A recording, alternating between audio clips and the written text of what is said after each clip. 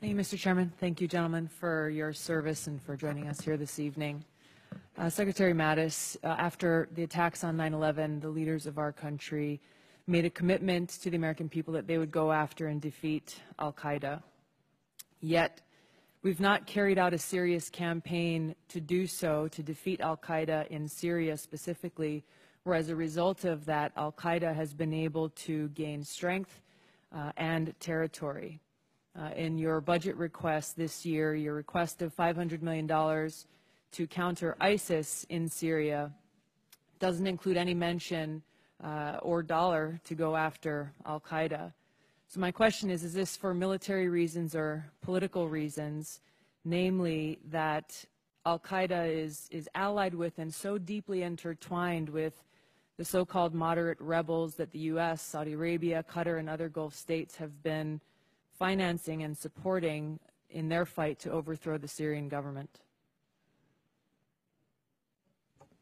Congresswoman, we have had a serious campaign, as you know, against Al-Qaeda. Al-Qaeda in the Fatah area has been shredded as a capable outfit. They have been unable to attack America for many, many years. Now, they have franchised out, is the point you're making, and from Yemen to Somalia, from the Sahel to certainly Syria and all. This is a franchised Al-Qaeda metastasizing threat. And respectfully, sir, I agree and understand that Al-Qaeda has spread, but specifically with Syria, Al-Qaeda's presence in Syria is far greater today than it ever was before, which speaks to my question about our lack of taking them on in a serious way, specifically in Syria. The location of where they're at in Syria makes them very difficult for us to reach, frankly, and we would have to deconflict even more vis-a-vis the Russians.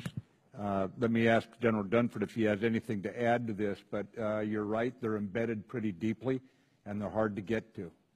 Congresswoman, I know you visited and you probably know, well, you could argue whether we've had sufficient resources. We do have a dedicated campaign against Al-Qaeda in Syria. We do have specific resources dedicated just for the fight against Al-Qaeda. But it's fair to say our priority in Syria has been ISIS because we're operating largely in the east, and that's where ISIS has been. To both of you gentlemen, when your budget is for a counter-ISIS program, your commander's mission on the ground for Inherent Resolve is to defeat Daesh or ISIS, and there's no mention of Al-Qaeda.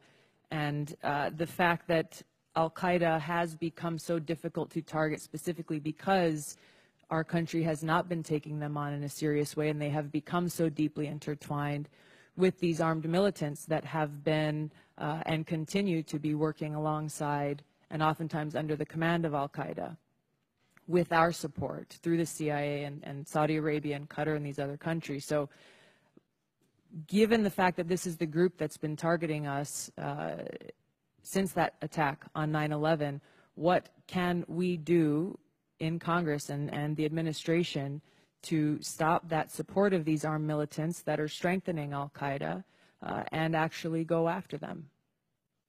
I think, Congressman, we could start, if this is Congress's intent, with an authorization for the use of military force in Syria against Al-Qaeda, with the funding and resourcing. The statement by Congress would show the spirit of Congress, frankly. Yes, sir, but the authorization that you are currently operating under in Syria was the one passed by Congress in 2001 to go after Al-Qaeda and its affiliates. Isn't that right? That is, we use that authority. Yes, ma'am. The challenge is that right now we have a greater clear and present danger with ISIS, and you saw why in 2014. And we went after what we thought was the priority danger through two different through one administration and now with this administration. Well, sir, I think the reason why ISIS, you're saying, is now a greater danger is because it wasn't taken seriously. One reason among many, it wasn't taken seriously from the beginning, and that is the concern here with Al-Qaeda, is that because it has been largely ignored, it has grown to a point where it has now become difficult to take on and now presents a greater threat to the United States, and this must be addressed. I think that's fair, and we are addressing it from Yemen to Somalia and other areas, but we're certainly, we'll look at what you're talking about here. It's not that we're not addressing it there. It's just that we don't have the reach right now, and we'll take a look at it, but there's plenty of enemies in Syria, and I'd agree with you on that.